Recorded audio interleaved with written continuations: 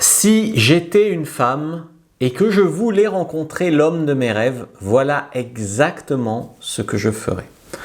Tout d'abord, je me donnerais les moyens de ne pas vivre dans un monde de Walt Disney et de niaiseries.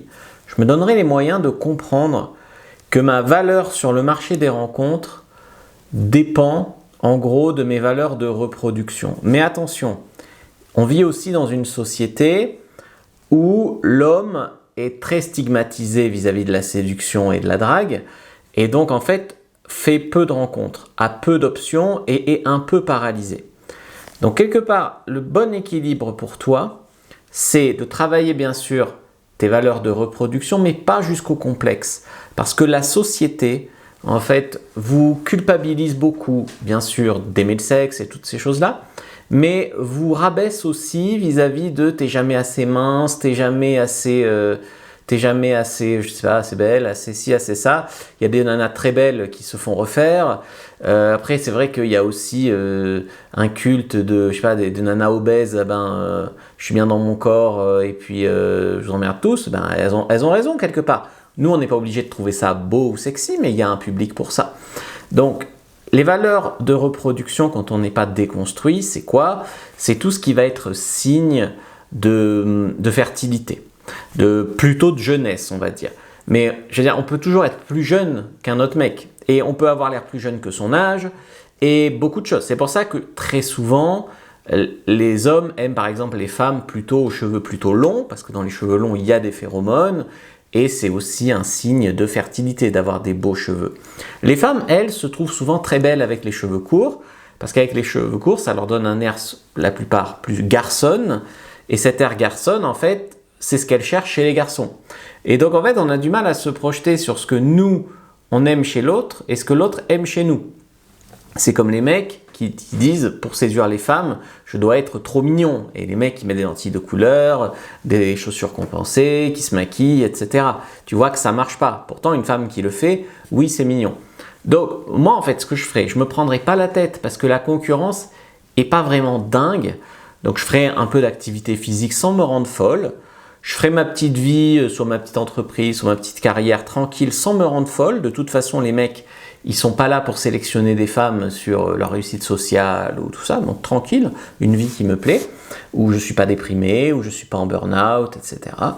Et à partir de là, en fait, je serai dans ma puissance féminine. Mais bien sûr, si j'ai 20 ans, je serai dans ma puissance féminine, j'aurai plein de mecs, mais si j'ai 40 ans, je peux aussi être dans ma puissance féminine, tu vois.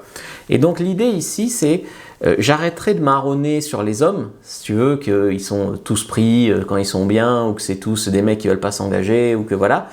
J'arrêterai de marronner là-dessus, et je travaillerai simplement ma polarité féminine, c'est-à-dire le fait d'apprendre à faire venir un homme avec des invitations à l'approche.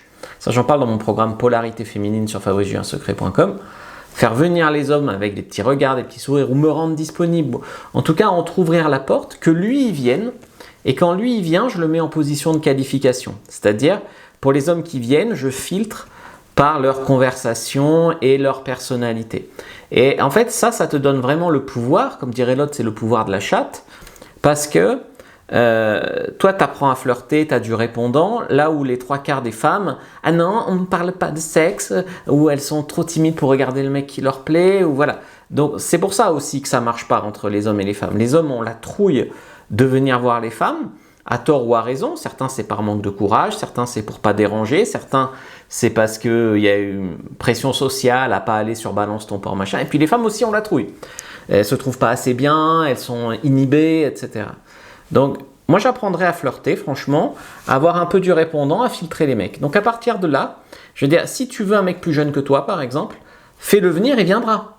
Drague-le, allume-le, couche avec lui, et puis après, sois agréable à vivre, il restera avec toi. C'est très simple. Mais qui le fait, ça? Personne ne le fait. Souvent, on se prend la tête, on se tourne autour, on y va, on n'y va pas, on prend le chou, non, nani, nana. Il y a un truc qui est très important à faire, si j'étais une femme, je le ferais, je commencerais peut-être même par là, c'est nettoyer mes traumas de vie. Ça, c'est quelque chose que j'ai beaucoup appris depuis que je fais du coaching pour femmes. Il y en a aussi dans le coaching pour hommes, mais c'est moins présent, on va dire. Ça arrive, hein, des hommes qui ont été harcelés à l'école ou qui ont des petits traumas comme ça.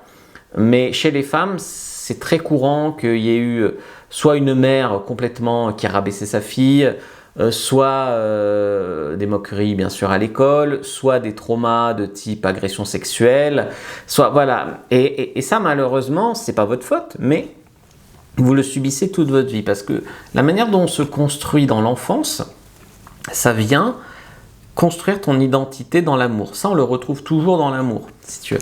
L'enfance, l'adolescence, ça revient toujours dans nos choix amoureux. Donc si tu as des blocages ou des choses comme ça qui t'empêchent d'être tout à fait équilibré, qui font que tu vas toujours vers le mec pas disponible, le bad boy qui te fait souffrir, etc. Et que tu deviens folle et que tu as l'impression de tomber amoureuse dès qu'un mec te fait sentir que tu es nul, en fait, te répond pas ou autre, c'est parce que tu vas chercher tout de suite sa validation pour essayer de réparer une blessure intérieure. Ce qui est faux, c'est que déjà sa validation, elle ne vaut que pour lui.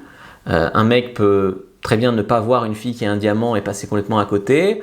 Et un mec peut s'accrocher à une nana qui vaut pas la peine. Donc ça vaut rien en fait ça. Mais comme il y a des schémas et de l'inconscient qui jouent, moi, ce que je vous conseillerais de faire, donc, c'est soit du développement personnel, soit des thérapies, mais bien sûr aussi le style de vie, le sport, travailler un art, etc. pour travailler un peu ton estime de toi. Et franchement, je virerai sans attendre n'importe quel gus qui me fait sentir mal. Dès que le corps te dit t'as une boule dans la gorge, t'as mal au ventre, quand tu le vois c'est bien, mais quand tu le vois pas pendant 2 semaines tu souffres, vire-le. Voilà. Et tu vois, si j'ai envie de coucher avec un mec, tu vois, je le fais venir, même le soir même, je le ferai. Après, je serais peut-être le genre de fille à avoir un OnlyFans aussi, j'en sais rien, mais je le ferai. Et ensuite, si j'avais pas envie, je le ferai pas. Tu vois, je coucherai pas avec lui si j'ai pas envie. Il y a des femmes qui couchent avec des mecs alors qu'elles ont pas envie, de peur de le perdre ou pour faire plaisir. Et par contre, si j'ai envie, je ferai pas, j'ai des principes, mais ça sert à rien ça. Donc, je coucherai avec lui. Par contre, si un mec se trouve que là, j'ai pas envie tout de suite, mais que peut-être plus tard, et qui réagit mal et qui s'énerve, il serait éliminé. Tu vois ? C'est-à-dire qu'un mec qui respecte pas mon oui ou mon non, il serait tout de suite éliminé.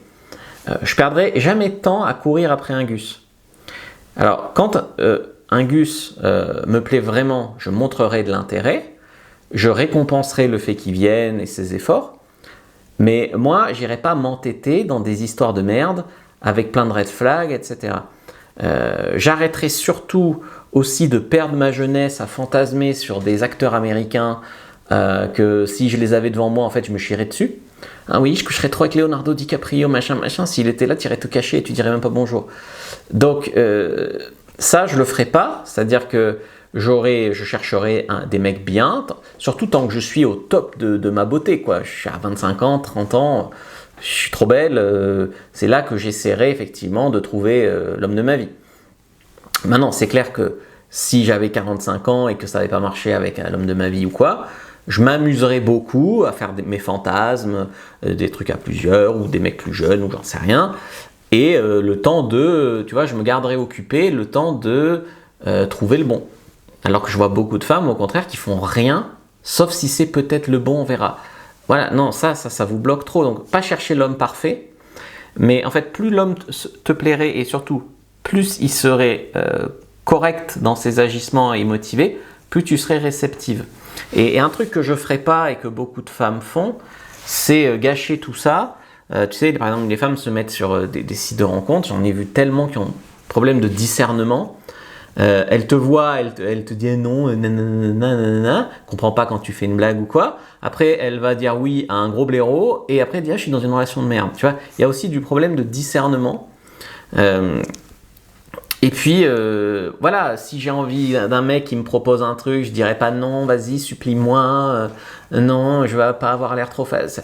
Tu veux, tu dis oui, tu veux pas, tu dis non. Ça serait beaucoup plus simple.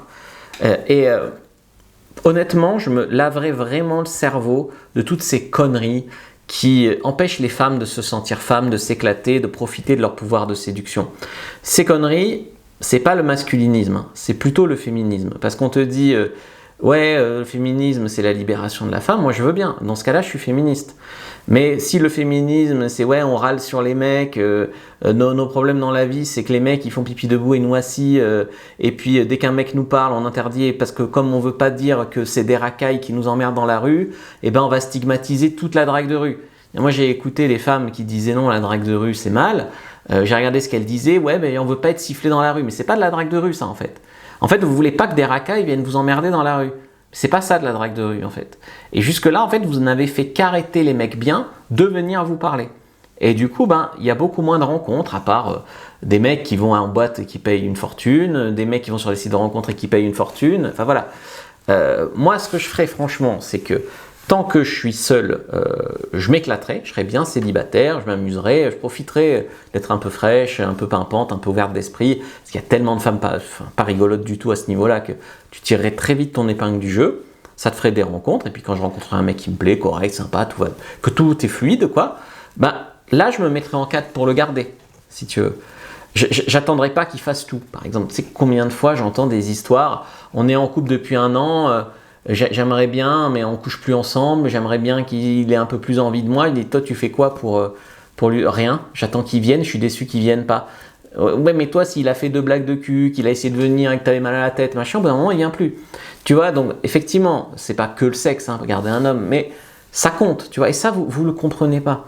Je me laisserai pas enfermer dans une vie où on baise plus, où on baise avec... tu vois, souvent c'est on baise plus ensemble, mais au moins on baise avec personne d'autre.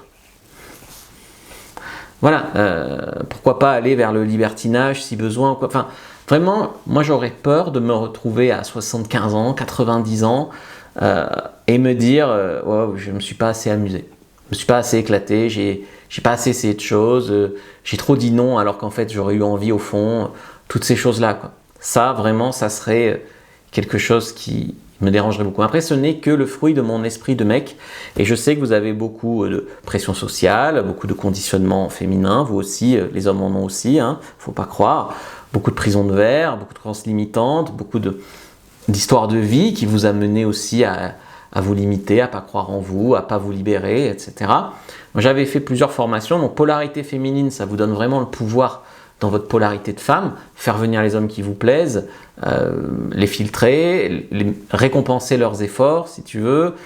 Et j'avais fait un autre livre, c'était Le pouvoir de la chatte. Et lui, ça t'explique un peu tout ce que je t'expliquais dans la deuxième partie, c'est qu'en étant une femme un peu ouverte d'esprit, un peu plus que la moyenne, bah, tu peux ramasser le jackpot, quoi, vraiment. Donc si ça t'intéresse de comprendre mieux la psychologie masculine, clique sur le lien dans la description de la vidéo, lien en commentaire épinglé, like, commente, partage, regarde une autre vidéo du compte avant de partir.